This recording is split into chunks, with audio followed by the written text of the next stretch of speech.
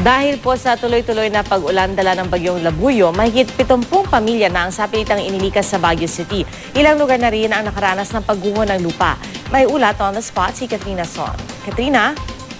Yes, Pia, bumuhos na nga ang malakas na pag-ulan dito sa lungsod ng Baguio na sinabayan pa ng malakas na ihip ng hangin. Kahapon pa lang, nasa ilalim na ng signal number 3 ang Benguet. Kasama na nga yan, Pia, ang Baguio City. Kaya naman kahapon pa lang ay nakabantay na ang City Disaster Risk Reduction Management Council sa mga landslide-prone areas sa lugar. Kasama na riyan ang Tamawan, Pacdal at Quezon Hill.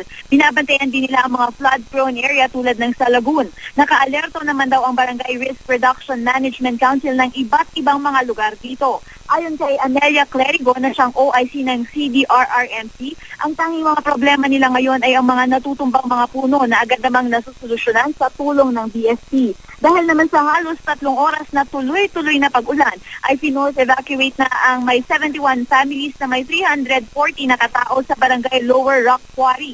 Pansamantala muna silang idiniretso sa katabing paaralan ng barangay.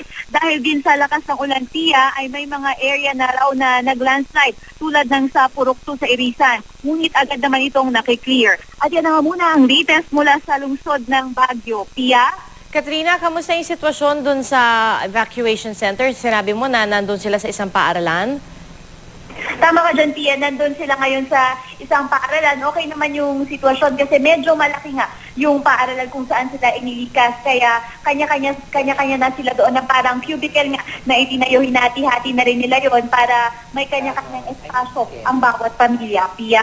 At Katrina, kasi madalas no, kapag ganito may bagyo at nagkakaroon ng mga landslide, may mga daan no, na hindi na mapasok. Sa ngayon ba, meron bang mga lugar dyan na hindi na madaanan? Pia, actually, as of 10 minutes ago, hindi na passable ang Cannon Road dito sa Baguio. Kanina umaga, passable pa yan para sa mga light vehicles. Pero sa mga daraan daw dyan ay pwede kang dumaan, pero at your own risk. Pero sa ngayon nga, dahil sa tuloy-tuloy na pag-ulan, Pia, at nagsisipagulugan na raw ang mga bato dyan, ay ipinasara na nga pansamantala ang Cannon Road. Pia? Katrina, linawin ko lang, no, yung pagsara nila sa Cannon Road dahil nga may mga nahuhulog na, hindi dahil may mga nakaharang na?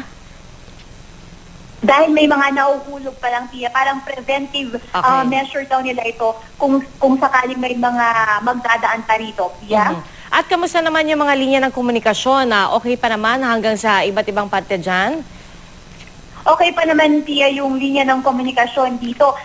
Kaso ang napansin natin ay may mga ilang linya nga ng kuryente dito na lumalaylay, may iba ring naputol. Siguro dahil sa lakas ng hangin nga dito, Pia.